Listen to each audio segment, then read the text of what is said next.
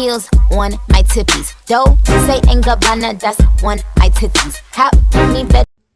Morning. It is Monday morning. It is 9:18 in the morning. We went to bed 4 in the morning. Sam, Brantley, Miguel are here. We're meeting with the coroner at 10. Or no, funeral home at 10. And then we are trying to find the AR that is missing. That was Grandpa's favorite gun ever. And then we're trying to find Sam's ring that Grandma willed to her 8 years ago when she passed, that Grandpa hid. And I know about it because Grandpa told me when I was here in August. He told me all about it because I had a whole conversation with Sam beforehand. I asked Grandpa about it. We gotta find the keys to the safe that's in the office. We don't know where that's at either. Live, laugh, love life. So, probably because what we'll do is we'll put a picture of your dad. I empathize. We are well taken care of. And then Fridays will be away. Someone brought this for us. So we have as much as we can for funeral arrangements completed.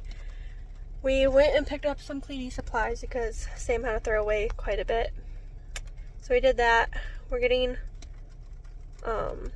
we did try to do a price estimate for brisket and they didn't have it. So my mom's gonna go to Looters and see if my mom can pick some up. And then we're gonna, I think, try to do a Costco run in like the next day or two. And we're going to do a like chili and all that stuff for the luncheon on Saturday after the funeral. But we're gonna go home. We're gonna change into some cleaning clothes and Sam and I are gonna jam out to music and clean. So I'm officially by myself now. I just sent over Grandpa's obituary. One of the photos asked if they could reach out to the church and grab one of our other photos, and then I have to go drop off 2 of our physical copies by 9:30 this morning. Dad went to the store. Sam went to go do adult shit.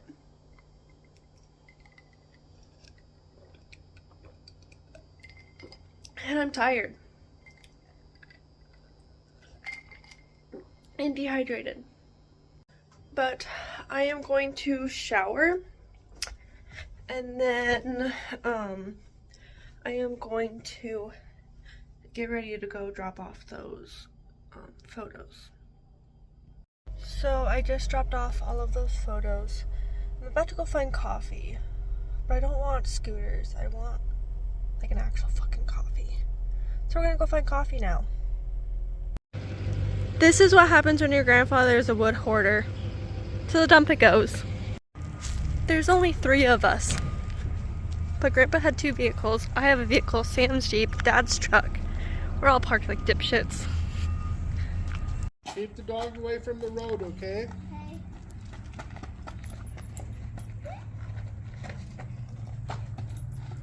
Okay, Poppy.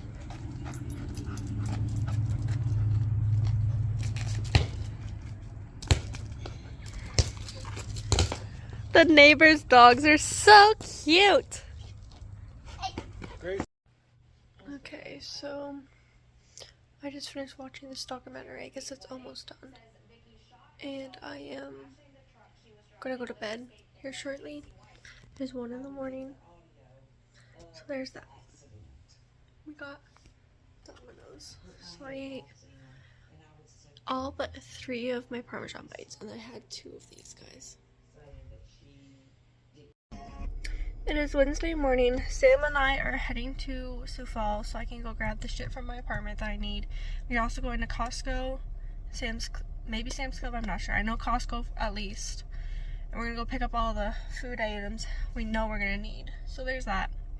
And then we're at Sam's house right now. After this, we're gonna grab gas. I'm gonna grab a water from the gas station because I am fucking parched. Like, Grandpa's house is so dry. I woke up and I was like, oh my god, I need water, I'm dying.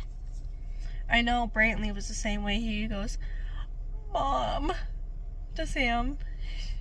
She goes, are you okay? Goes, yeah, do you need water? Yeah. That's something we're gonna have to get. Humidifier. Maybe I'll grab my humidifier. It might be useful. But I'm not staying there after tonight. I'm staying at Sam's house.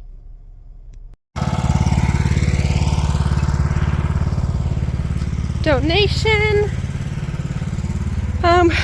This is car seats and that stuff. My mom or my dad's gonna wait for my mom to see if she wants to save us these for when I have kids or not.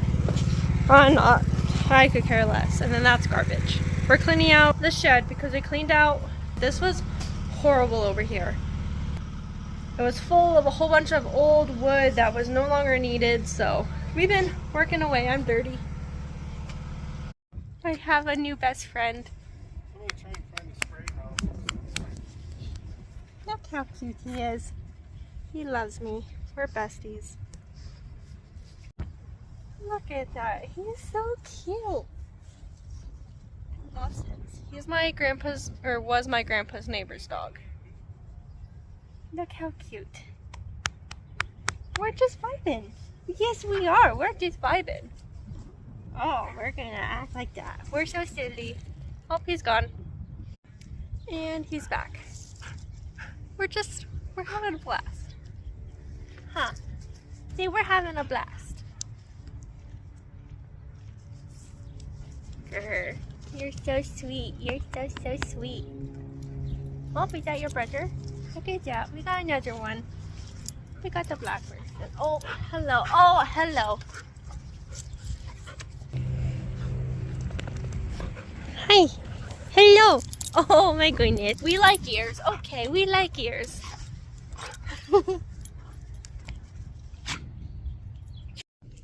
We stayed up too late last night and I had to be up early and I had just drove to Aberdeen. I am now gonna take a nap because Madison and Sam went in for Sam's MRI, but I was falling asleep at the wheel basically, so I'm gonna take a nap.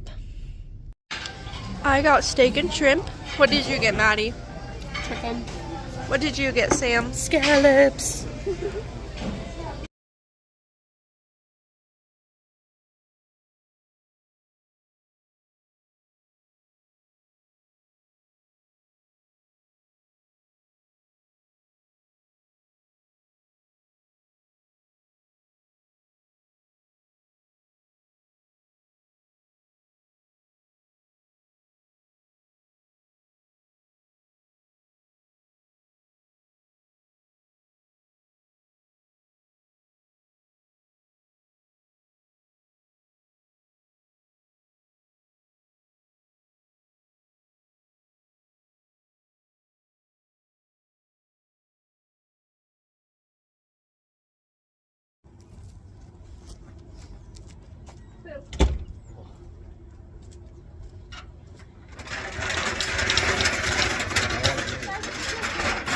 I don't want to run the video.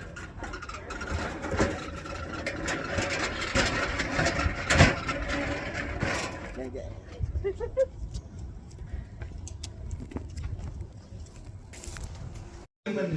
Everyone, can I have your attention, please?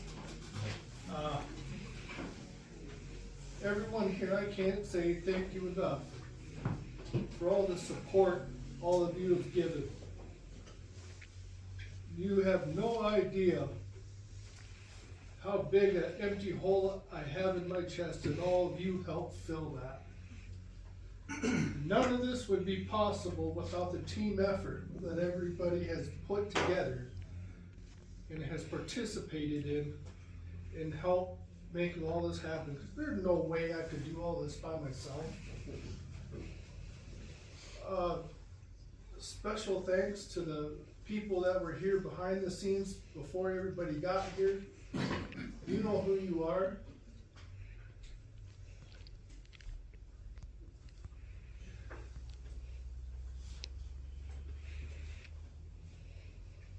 My appreciation for all of you, there's not enough words to say what it means.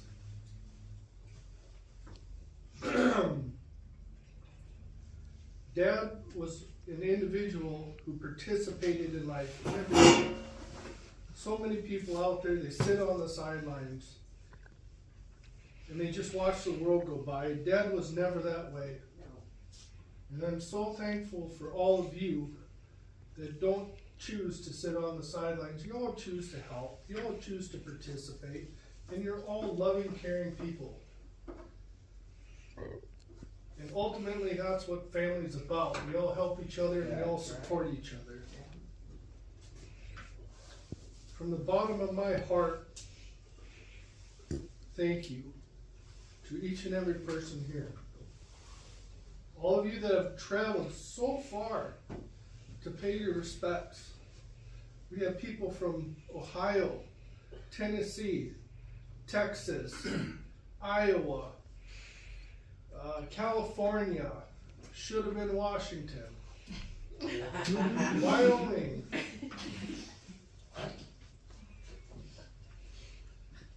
This is one of the most humbling experiences of my life. Thank you. Well, thank you. I really mean it. Yeah. It's pretty easy when you're looking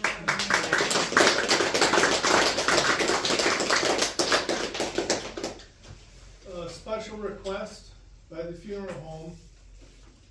4 of us good strong men need to be there a little early, about 12:15 to 12:30, to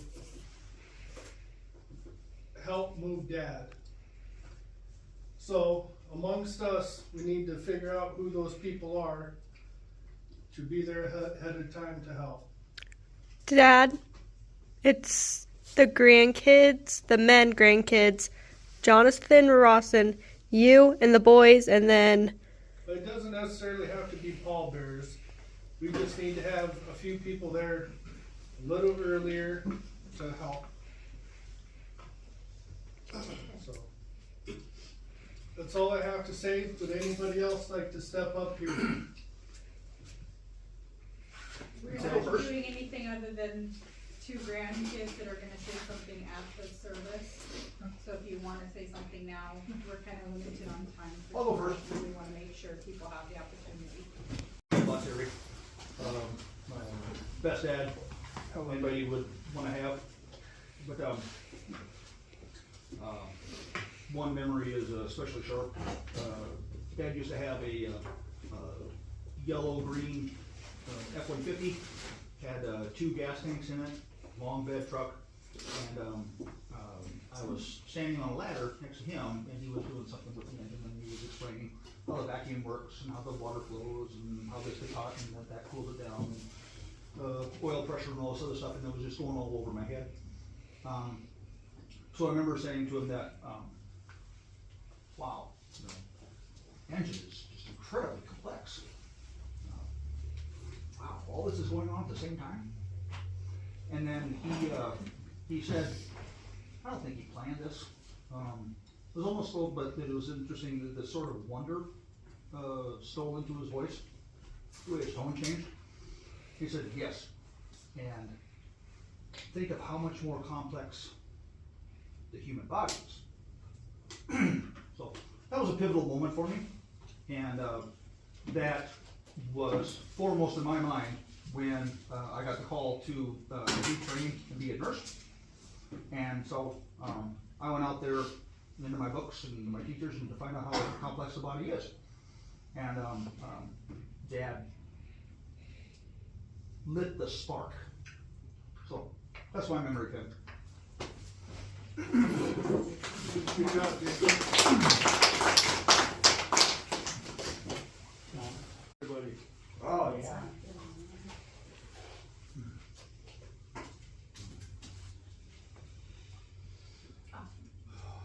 Just growing up down the road from Terry and Kathy, having many special memories, was over here a huge amount of time and spent a lot of times with the boys and many trips while Terry and Kathy were snowmobiling. Just over here during the week, Terry and Kathy and Mom and Dad would have activities together. Like I said, we were only a couple blocks apart. And they're just memories I'll never forget. And I guess as we get older, whenever I talk to Terry, he always had such fun things to say. And my husband's not here, but it always meant a lot to me that Terry always asked how he was doing and always said, I really like him and he's a pretty great guy. He told me that every single time. And the two of them just clicked from the beginning and would have really good conversations. And I'll never forget that. That meant a lot to me. Thank you. Vicki, the reason why you had to be over here all the time is some of us boys needed more supervision than others. That's a fact.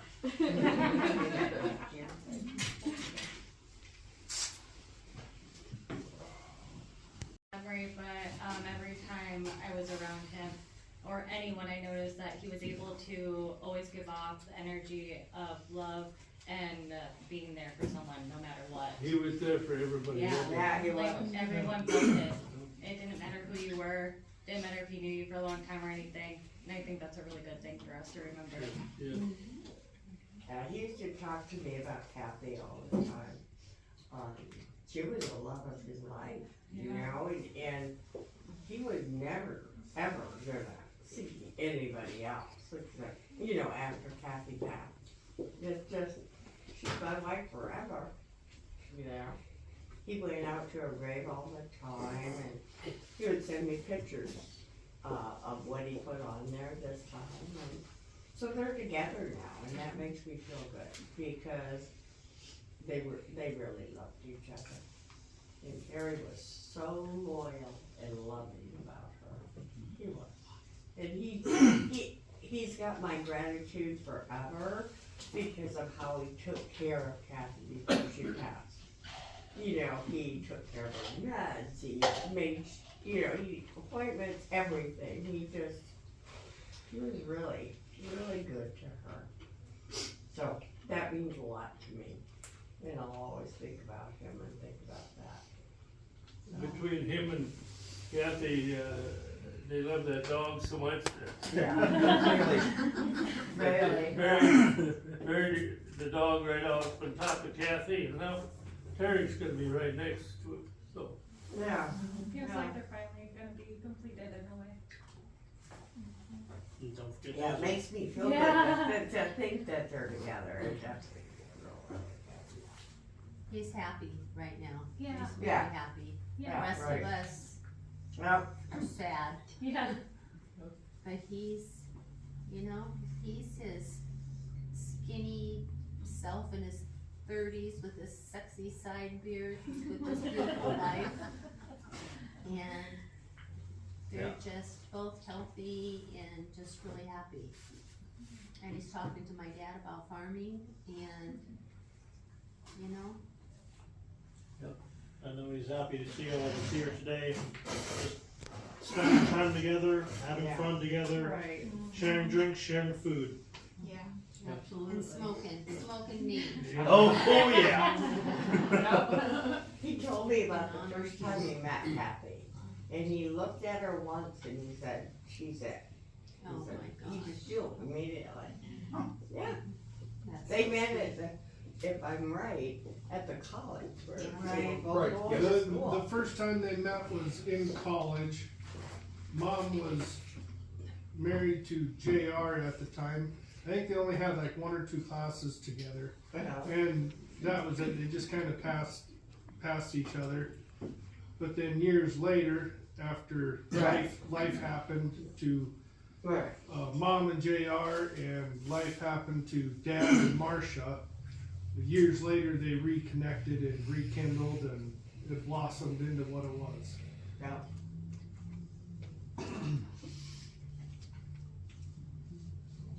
Alright, I wrote something, I'm just gonna read it. And I have it. I met Terry in 1996, and I can remember how intimidated I was by Dad. Kathy explained to me that even though Terry looks rough, he's just a huge old, big old teddy bear underneath. In 1998, Terry became my mother-in-law.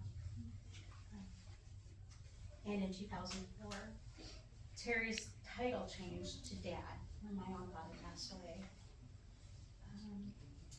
I respected Dad. I always sought his advice and his wisdom. He made the hard conversations lighthearted, but to the point. And I have never met a man with a bigger heart. I'll miss his boisterous laugh, smile, easy conversations, in his company. I'll miss that. Thank you.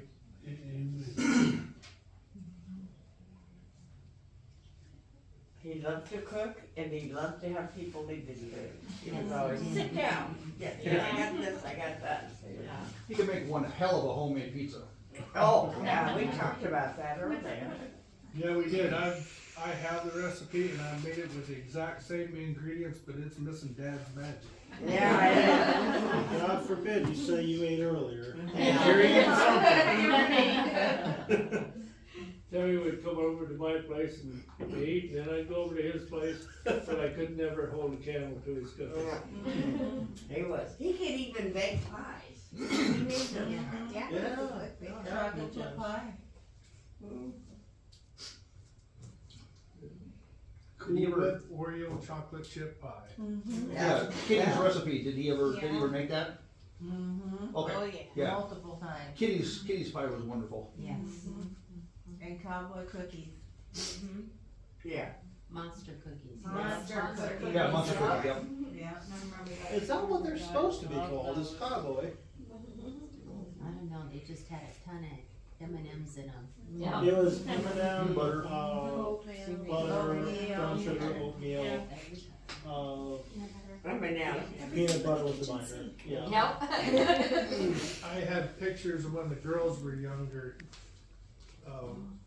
with Dad in the kitchen making monster cookies in honor of Mom. Okay. I didn't know he ever tried to make a batch or made batches. Oh, Yeah. He made them for the reunion. Okay. Remember? I guess another thing Except that, for in the later years, he was using that fake sugar. I mean, there's a batch in there. and this is more for your boys, but, you weren't here when Dad got ill. And when, it was getting to the end, your dad and Leroy were over there just about daily, spending time with Dad to the end.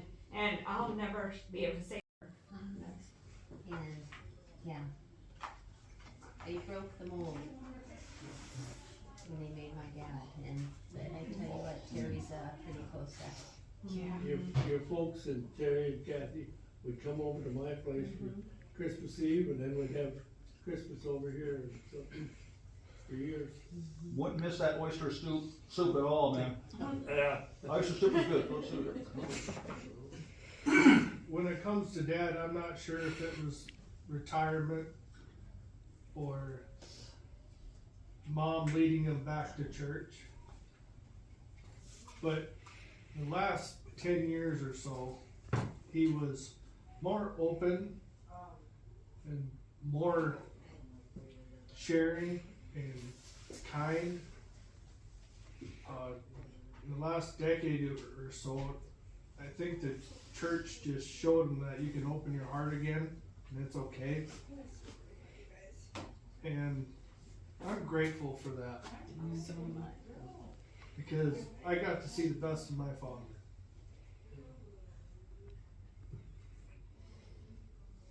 Glad to say one of the last things I got to tell the man was I love him.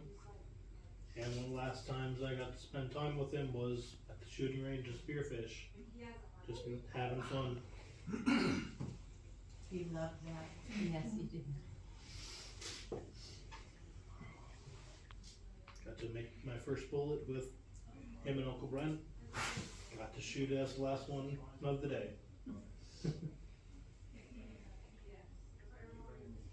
Matter of fact, on his phone, when I was going through it, I seen those photos.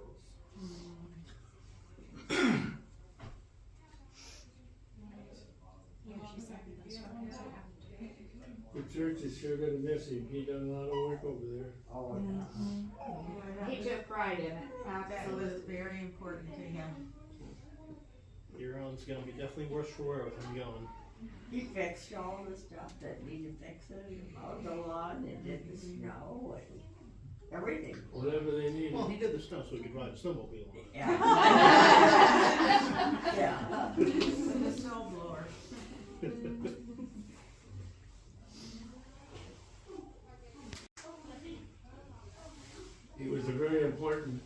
to the church over there.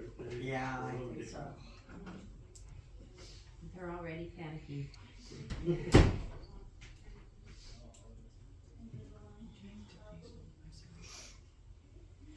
Thank you, everyone. I greatly appreciate it. All of you.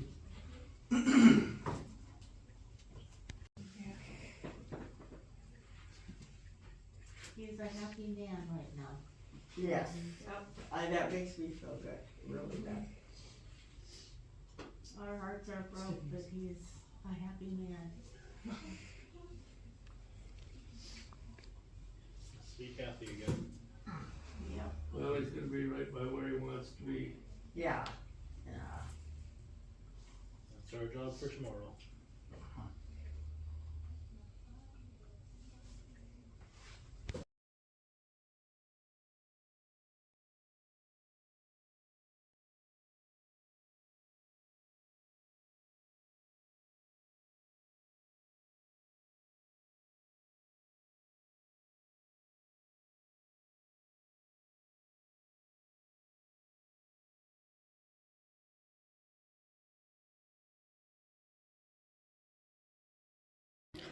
So we are going through all of Grandpa's stuff, and this hutch is coming home with me for my books. It's not going to be in my apartment right now. Probably not even my next one, but it will go into storage for me for my books. And then this is going home with my parents. That's going home with my parents. This bookshelf is going home with me. That is going home with me. And then I have a painting that, or I guess it's a photograph I took that's going home with me. And then Todd's thinking about taking that desk.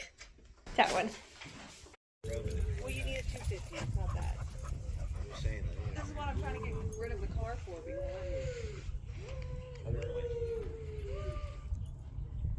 Yeah. Go get the ball. Go on. Go. Go get it. Go.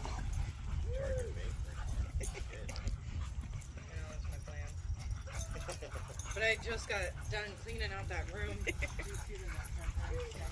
Boy knows.